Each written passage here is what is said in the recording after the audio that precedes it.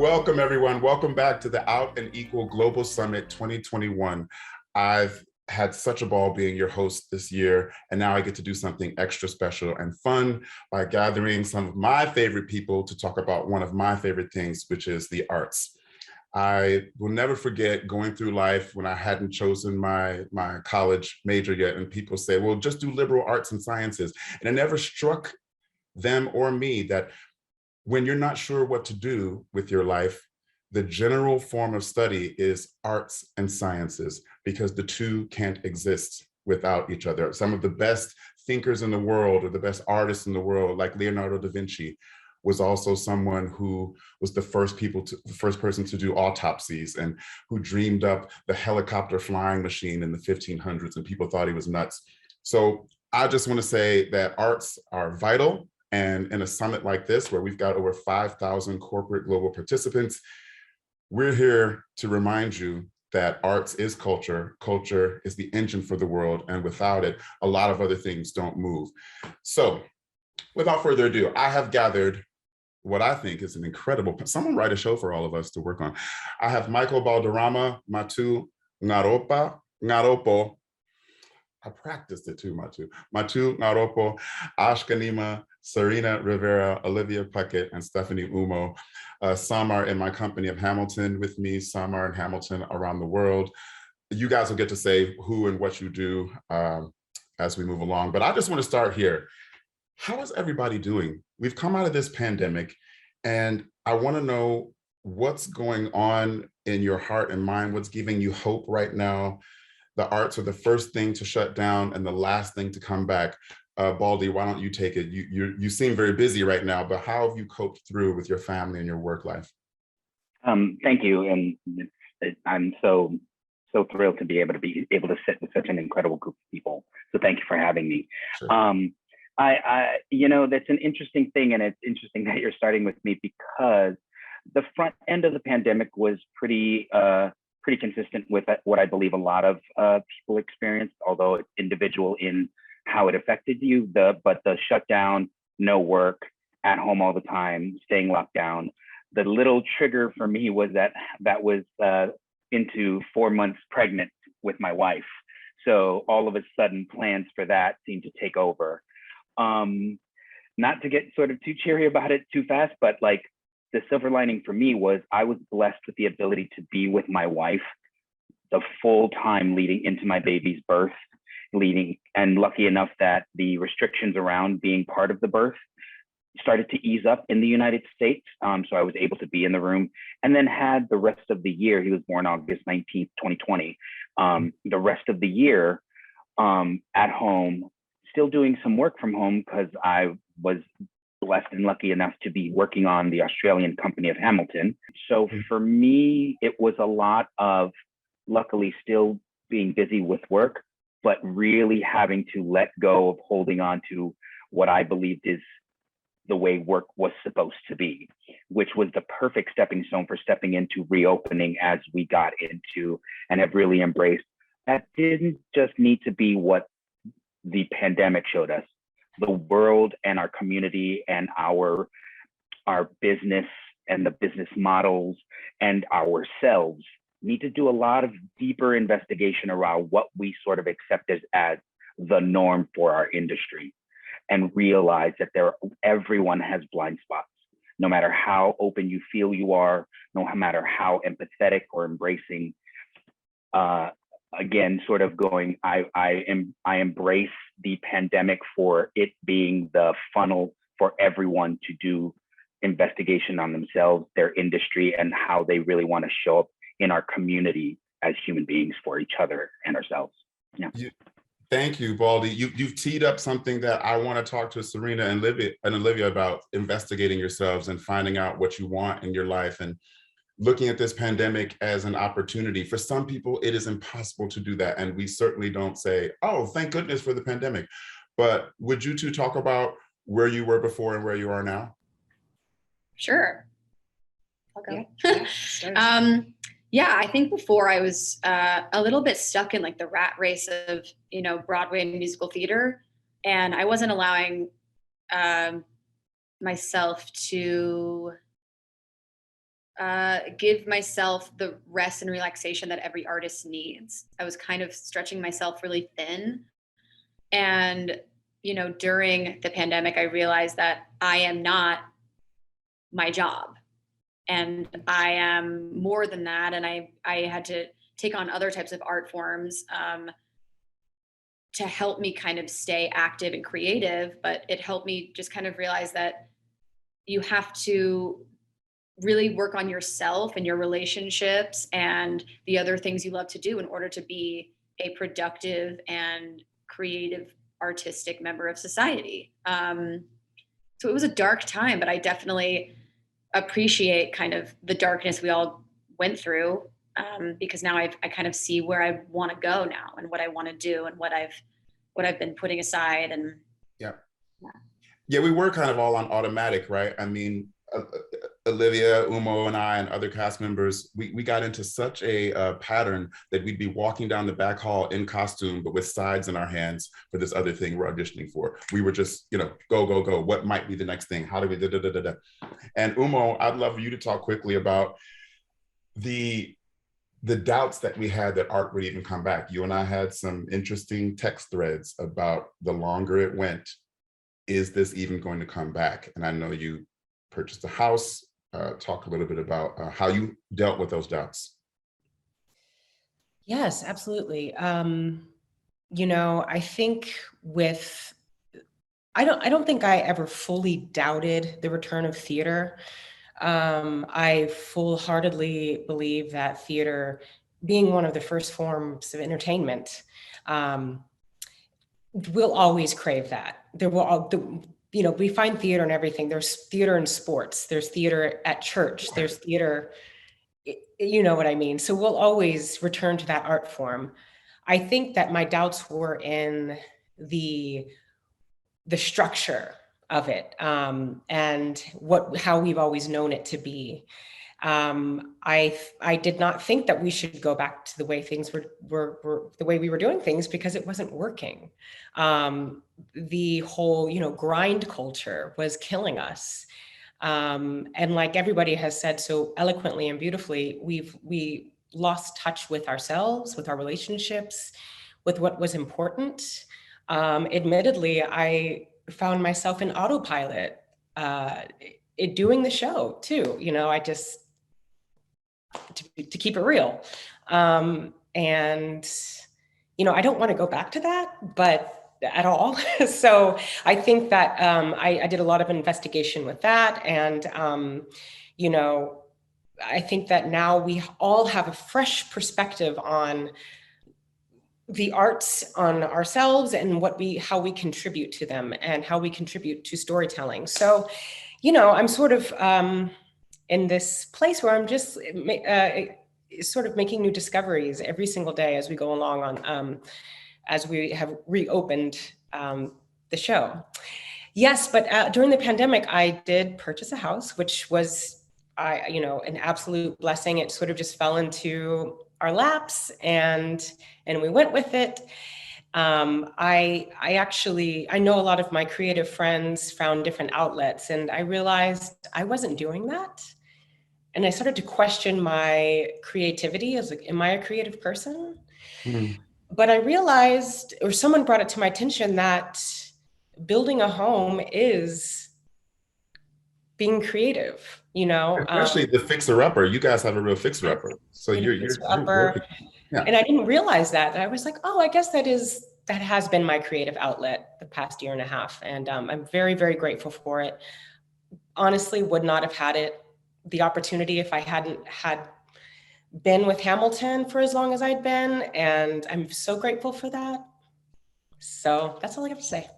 No, that's great. I wanted to jump back to SARINA because I did kind of jump to the next person. It's funny, SARINA, I spoke to you about this early on when the idea was bubbling up, and I was telling SARINA that they said to me, let's put together a Broadway panel, get some actors. And I thought, well, it's not just the actors that are trying to figure out what to do. You know, our community is not just actors. In fact, there are probably more people off the stage and who make happen what you see on stage than you would know. And so I called SARINA and I said, what's going on with the crew life and finding other work and with the IATSE and your union. So what was happening, Sarina? What were the conversations? What were you guys doing? Yeah, so I mean, that's the beauty of theater, right? That it's so interdisciplinary. So, you know, there's one thing that can't happen without the other, you know, one thing highlights the other. And so when you're, you know, behind the scenes, you kind of like are able to have your hand in many different pots in a way. And so, you know, unfortunately, we were all sort of, you know, stuck at home. And, you know, a lot of us weren't able to work. But, you know, I fortunately was able to kind of tap into some of those other skills and was able to pick up odd jobs here and there. And yeah, so it's one of those things that you really have to, you know, there's like a saying, jack of all trades, master of none. But then I lean back into that. I'm like, well, I guess sometimes that's beneficial because, you know, you're able to sort of, you know, wiggle your way and find, you know, an outlet of sorts, artistically and, you know, financially as well. So. Yeah, people don't understand when they say to us, oh, you just stick with it for just as long as it takes, or, you know, oh, you're an actor. Well, what show are you in? Like, they don't understand. We really are the most resourceful, are we the cockroaches of the earth? I don't know. But we are the most resourceful people because we will find a way and make a way. I want to segue over to our friend on the other side of the world who was holding the torch for us when we first shut down. And now we're holding the torch for you. So MATU, talk about what it's been like. I think it probably hit you guys like a brick wall. You had barely started. And then I think it was because you weren't getting vaccinated because you had done so well with your shutting down. Where are you now? What is the outlook? How is Australia looking at America and how we're handling it? And are you going to be back anytime soon? What do you know? Right, so we came into rehearsal midway through January of this year. And I've had the great privilege of working with Michael Balderrama and Patrick Bassel and Kurt Crowley. We had a 2-month rehearsal period and opened the show at the end of March. We played for, I think, something like 3.5 months. And we've almost been 3 months back in lockdown. So we're almost at the same amount of time as we were playing that we've been back in lockdown. I've had a lot of conversations with people around how it feels to have not done the show for almost as long as you've done the show and for it still being so fresh. There's a lot of anxiety, to be honest. There's a lot of sadness. There's a lot of worry around it. And seeing all of you gives me such hope and makes me feel like there is light, because obviously you guys were in the darkness for longer than we have been. And it's beautiful to see y'all coming back. It's an amazing thing. And we're hopeful because, as you say, we held the torch for a bit, but you guys have really shown the way through vaccination and what it means to get back into the theater and to live with this and to work with this. And so we are catching up in that respect. We are doing our best to get a country and a state up to vaccination levels of 70 to 80% of adults fully vaccinated before we can even get back into the theater. At this point, we're at almost 50%. So there's still a bit of a road to go. But what's exciting is today, I think we're going to hit the 80% mark of people being partially vaccinated. So they only need another few weeks until they get their second dose. So we're rehearsing on Zoom. We are having moments with our creatives like this. You haven't forgotten the show yet? What show? You haven't forgotten the show yet? I'm trying to figure out how long it takes to forget it. Oh, I'm sorry, that was a joke. We were off for so long, I believe we all forgot the show. Come on, Olivia, Stephanie, did you guys forget it? Yeah. We were off for a 1.5 years or something like that. Right. I mean, it feels like a show that is always with you. You know, no matter how long you've been on the stage for with it, the way that you get worked and with the creative team, it's kind of like it's part of the DNA now. It's part of your bones. So I think it's just lovely little reminders to bring it back into the front of the brain and into the memory, but it's definitely there. Well, a quick question, and I hope you don't mind if I bring this up. We talked earlier and you were like, man, 8 shows a week. Like, you guys got pretty exhausted pretty quickly. And it makes me curious about, what is the theater work life, the corporate life? How does theater affect the general society? And, remember when you were like, at first when we got the break, we were like, good, we need a little break. We kind of maybe felt the same way after a year and a half, but it was funny to me that after 3 months, you were like, oof, it was killing us. It really was killing us. And don't get me wrong, the break has been welcome for about 5 minutes. And then after that, everybody was ready to come back. But I think there was something that carried over from the start of the pandemic that people were still dealing with. And that's the kind of trauma of isolation and being alone and being off for so long. And when you come back after that amount of time to a show that you don't know, the processing of learning what it is, who you are in that moment, learning this new information, then being in front of 2,000 people 8 times a week, giving this story, which requires every piece of your body, mind, heart, soul. It was a lot that people needed to be reminded of in the capacity that they have as humans. Right. And that was beautiful. We are energetic spirits, and that energy can be sapped. That battery can get run down. I'm gonna take this huge right turn. Ash and I are working in production as well. He's on the producer side, and theater, a lot of people look at theater, Ash, and they say, oh, well, it's like the circus has come to town and it's just actors jumping around on stage. But what theater does for every community it goes to, my colleagues who are with me on tour can speak to that. Every city we go to, it's not just the people attending the show, it's the restaurants, it's the hair salons. We bring business, especially this corporate level theater, which is why this panel is good for the summit. We bring economy, we enrich the economy. So can you talk about what it has been like to find new projects, bring the old ones back that were on the way but had to get stopped because of the pandemic, and how is that starting back up and all the cogs that go into the machine? Yeah, I'm really interested to see what happens to the ecosystem, because, with a show like Hamilton, right, I think like people have been waiting for a while, so you're always going to be able to, sell tickets to that like hotcakes. But I would say the one thing we're not thinking about is like a lot of these long running shows are the ones that are able to come back right away.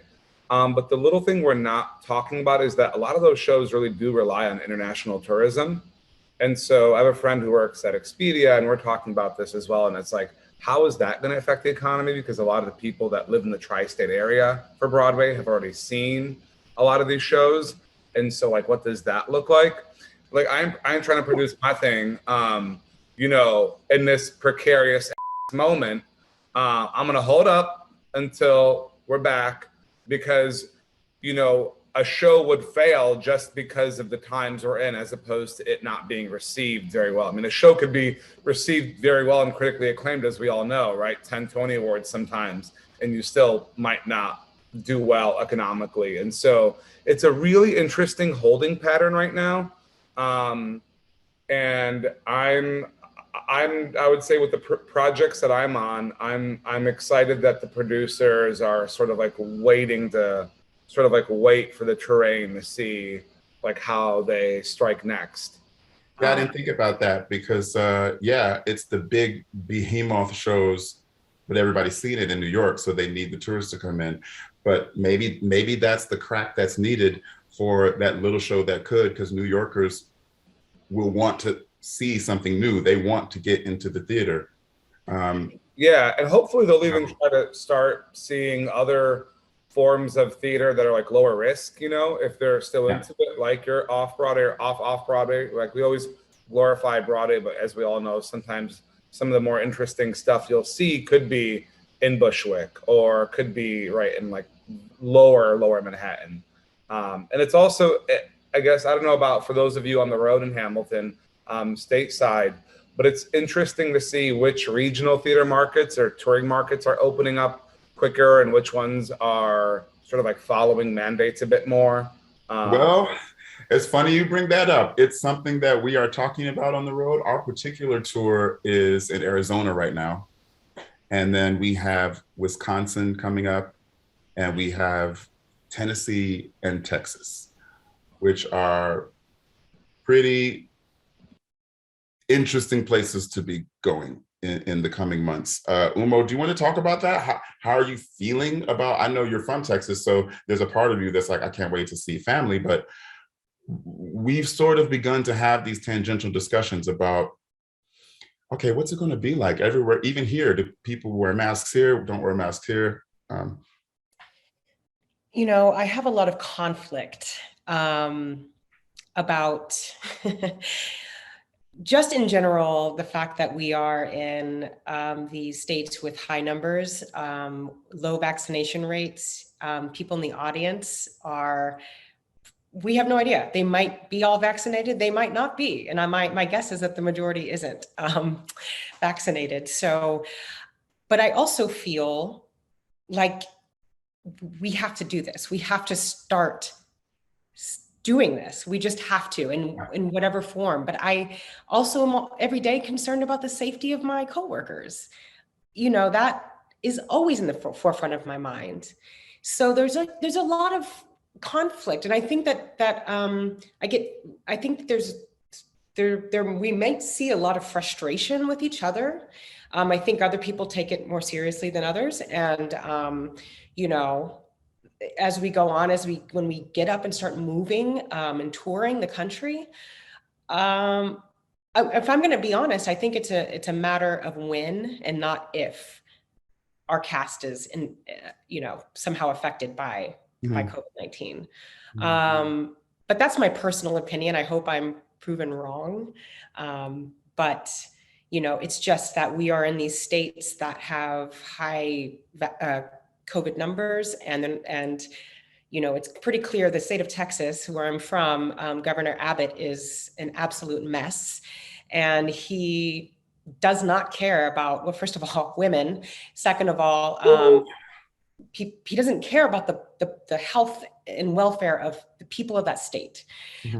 So I don't know, it's going to be really interesting to see. What I really hope is that we could, I just need people to sit down for a second, you know, in our company, because I want to keep each other safe.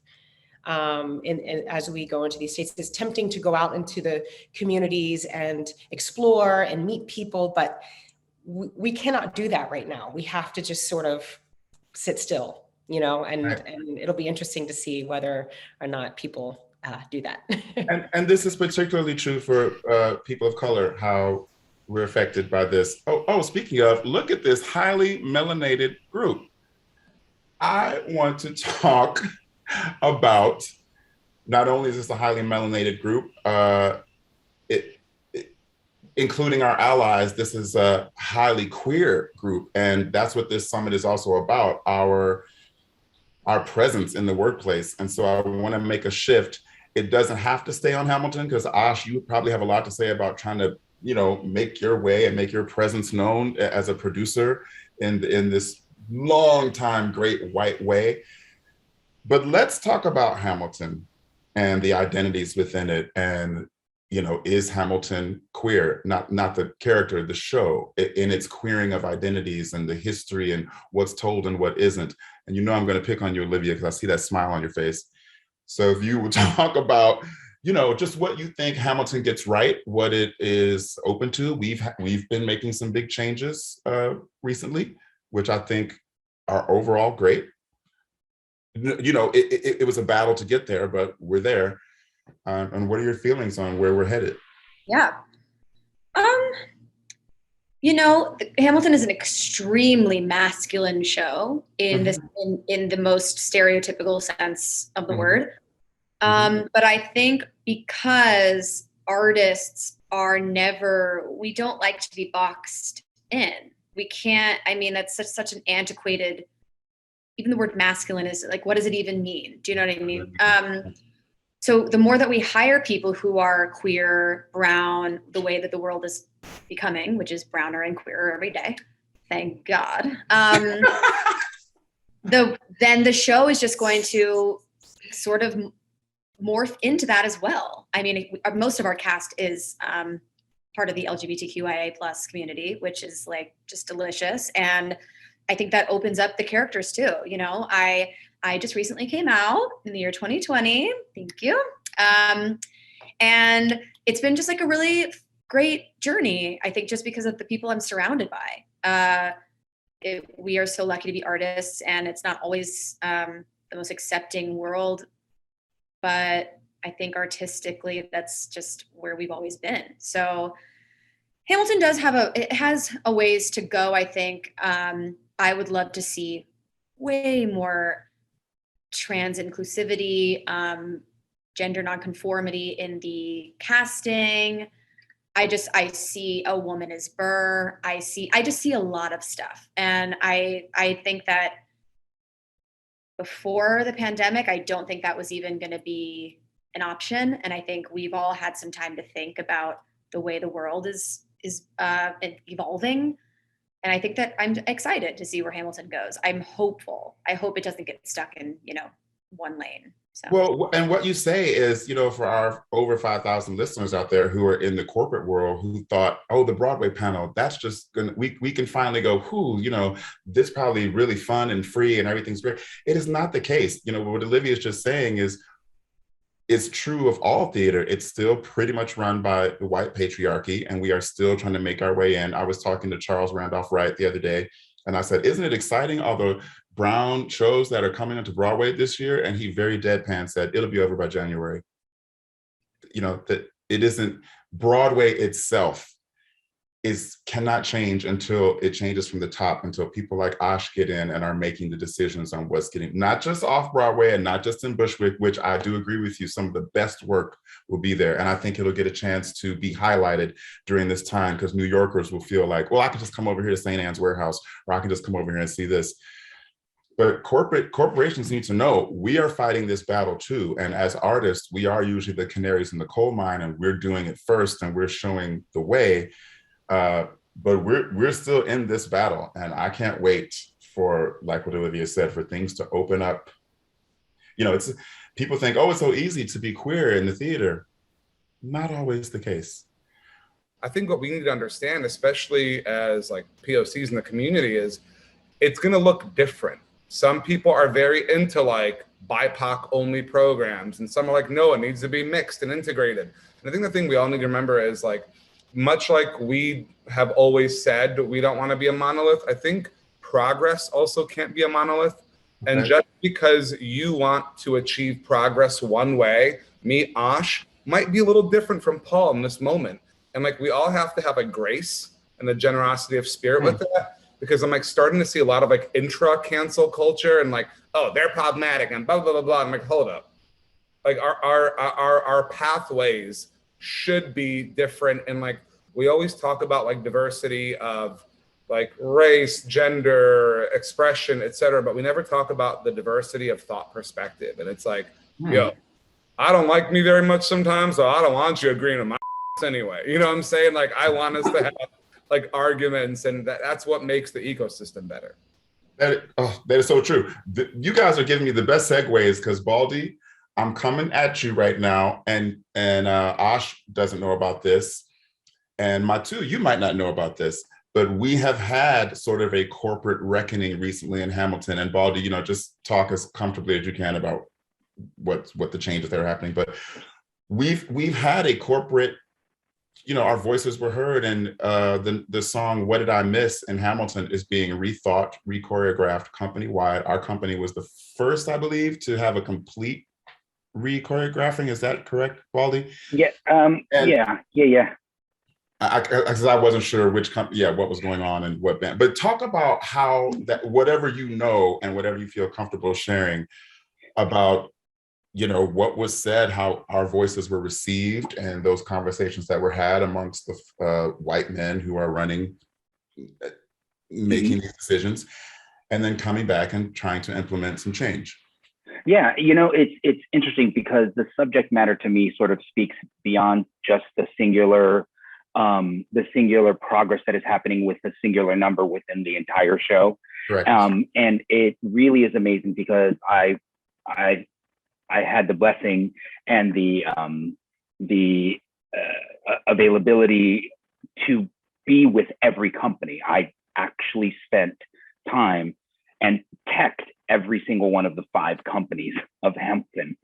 I'm a little tired, but what was really amazing is that a lot of this started just the ability to reapproach this opportunity of stepping back into our communities, into our shows, into our industry with an unexpected discovery down in Australia with the Australian company, which was, we are going to step into putting a show together from scratch with a group of people in the middle of a pandemic. And how do we approach that? Because everyone is in a different place. Everyone is ready and prepared or feeling unprepared in different ways. So what was the first thing that we needed to do? And the first thing we needed to do every day was communicate, was to check in, circle up, communicate about what the plan was for the day, give space, safe space, an open space to share any thoughts, any ideas, any concerns. There's a real initial resistance to the idea of creating open space for communication in an industry that is based around profit and Yes. entertainment, and the idea that time is money, schedules need to be kept, goals need to be met. And so risking the unknown, we were like, and what happens if that doesn't mean that we dismiss putting the humans first? What if we find the opportunity to try this and simply see where it takes us? And what ends up happening is the benefits from that, the difficult conversations, the open communication, the ability to save space for different thoughts, different beliefs, and then collectively find our way to stepping into the work where you're like, I may not have come to the end of figuring something out as an answer or a fix or tied up in a neat little bow. But what has happened is we know we are all stepping together and moving forward, even though we may still have needs that can be still worked on in tandem with the work that is at hand. That's the first thing. I hope the corporations are listening to what you're saying, because this applies in making any business work. And that's a thing. And it's a scary thing, because especially when you sort of put this thing together and you're like, it may not look good and it may cause problems, but we can get from A to Z. And so the risk and the worry of changing that, which means oh, that might risk us not knowing how we're getting A to Z, but then discovering, you're like, actually, we haven't been as efficient because there's a lot being held on to. There's a lot of resistance. We're not in time and in step together. And what's really amazing is of the 5 companies, the way that was received was completely individual for a company.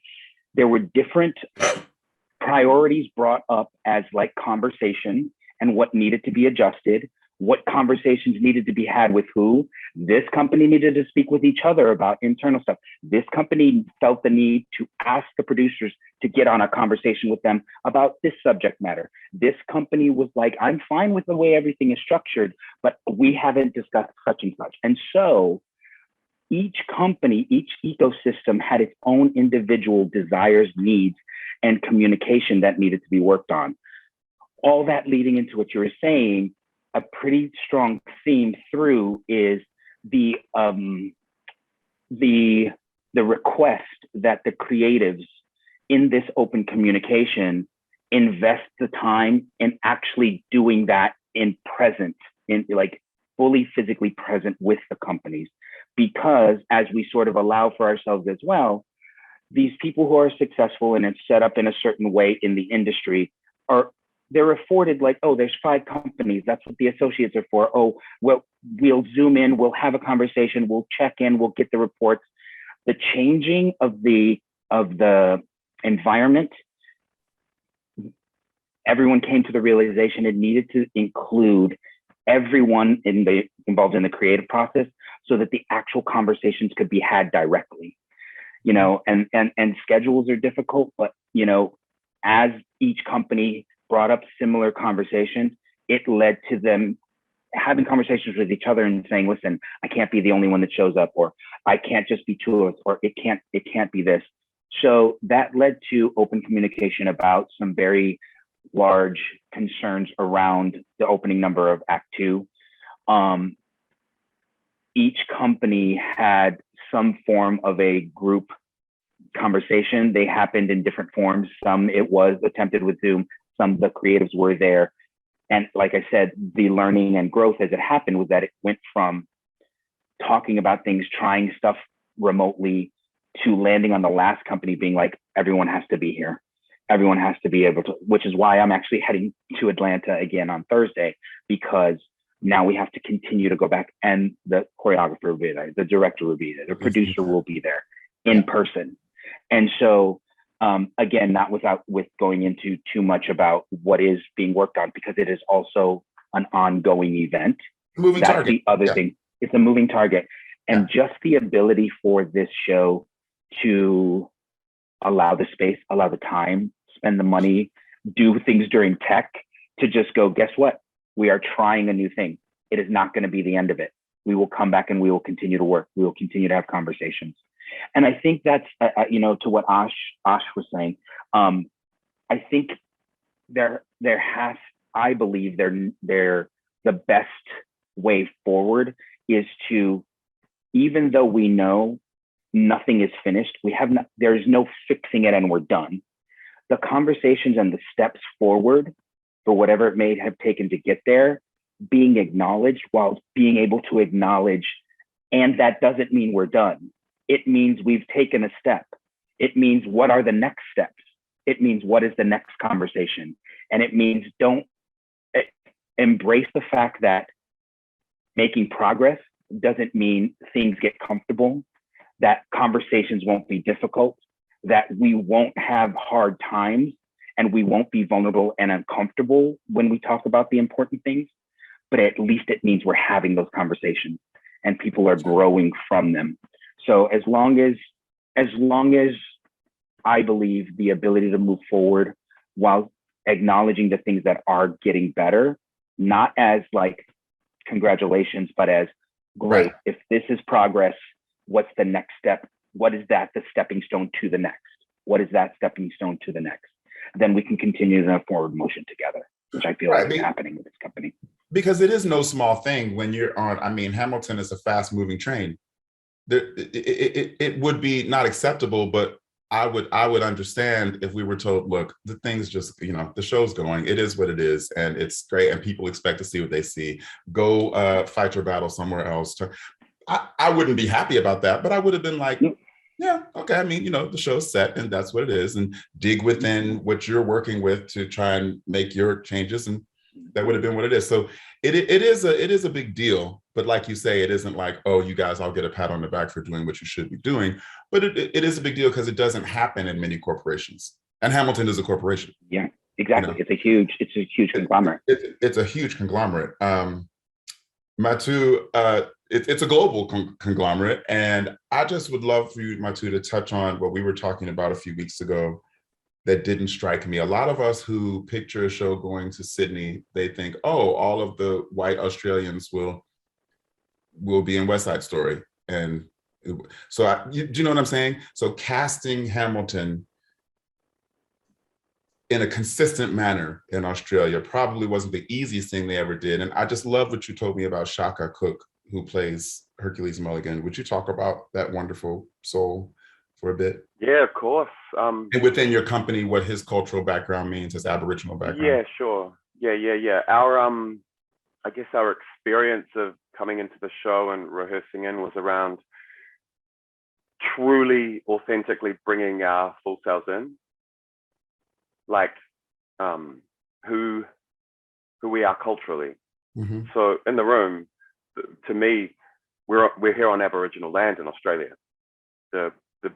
Our big brother in the room is Shaka Cook, who is from the Pilbara, which is over in Western Australia up north. And, you know, he grew up on his land with his people. He speaks the languages of his mother and his father. And if we go back to what Baldy was talking about, being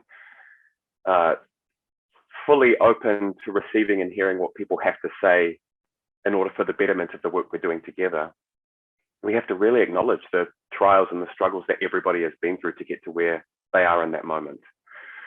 So, I mean, racism is alive and well in Australia. It is alive and well in New Zealand. For those who don't know, yeah. For those who don't know, so as Indigenous people, it is still a struggle. It is still important to fight the good fight, and our perspectives and our voices are important to be heard in the work, which is why it's a great place to be in Hamilton, Australia, because although we don't have the Black culture that the show is built on, and luckily for us, we have a couple of brothers that came over from the States that enlightened us a wee bit, we have our own experience of what Black means to bring to the work. And that amount of diversity, when we talk about diversity, not just being about gender and about skin color, but it is literally about our experience as human beings on this planet. And what we found in the work was that the space was held for that, to talk about those perspectives. And the show will be different. And it has to be different to speak to the people of this place. And I think this corporation, in my experience of work here, has done well to hear what we are trying to say, who we are, where we come from, and to connect with the audiences who want to see the show. Because firstly, they love the show, they love the music, they are in huge awe and admiration of the culture of it. But actually there's something deeper in there for them, which is about themselves as Australians, that they don't know is the real gift. And I'm sure you're giving it to them. Well, you when will, we get back. you will be giving it to them when you get back, right? There's going to be some delayed gift giving. You guys, I want to wrap unless anybody has anything huge to say. And I would love to wrap by gently and lovingly nudging on something Olivia said earlier, that the browning and the trans and gender non-conforming of America is growing and growing. And I just want to say, yes, that's true, but it's a return to that, because that is what originally was, you know, and there has been a lot of destruction, a lot of erasure. But so it is true that we're coming back, but I just want to remind everyone listening, we are coming back because, you know, we generally are the people of the global majority. And I don't know how that— We were never gone. We were never gone. We were just erased from— We were just not being heard. And now— Right. From a mainstream that controlled what people see. And now we're having more participation in that and building our own and making our own. And if anybody wants to throw in how they think theater and the arts and music can continue to influence social justice and racial harmony, jump right in now, because I'm feeling real good. I'm gonna hit the gym. We got a show tonight, everybody. So we got— Well, you know, I just want to add something, which is like, you know, the other thing that we really need to think about is, like, if we think about Maslow's hierarchy of needs and, like, you know, basic protection, like home, right? Food, those, and like the other thing I think we just need to really think about is how are the shows that we're doing really thinking about access and letting the people that live in the pockets or the corners of the world, like I always believe that person pumping your gas at the gas station is probably a great playwright, right? And how do we find those people? And, you know, to me, I think it's like, you know, capitalism before everything, right? Imperialism is capitalism. And how do we try to break those systems? Because I always say that, like, the little secret is, and I wonder, I don't even know for a fact, but we always do a lot of studies about like race and gender. And I wonder, but of all the POCs in the business, right, how many come from economic means versus not? And are we having this conversation? There's this taboo that you can't talk about yourself if you're poor, or if you came from a poor family, or if you came from money. And I'm like, let's just like blow it all up and talk about it, because we won't stop it unless we, you know, have people in the industry like admit how their economic advantage has helped them go through the industry. And people think like, oh, they're a POC, so they must not have money. Not true. That is a fallacy. Not true. Everyone, all of you beautiful souls, I want to thank you for being here. Michael Balderrama, MATU NGAROPO, GHANIMAH, Stephanie UMOH, Olivia Puckett, SARINA RIVERA. I hope that we have given everyone who's watching this a little insight into what it is we do, how hard it is what we do, and how much we love what we do, and how much we enjoy sharing it and hopefully making a difference in the world. I'm Paul Oakley Stovall for the Out and Equal Global Summit. Thanks, everyone. Thank you. Thank you.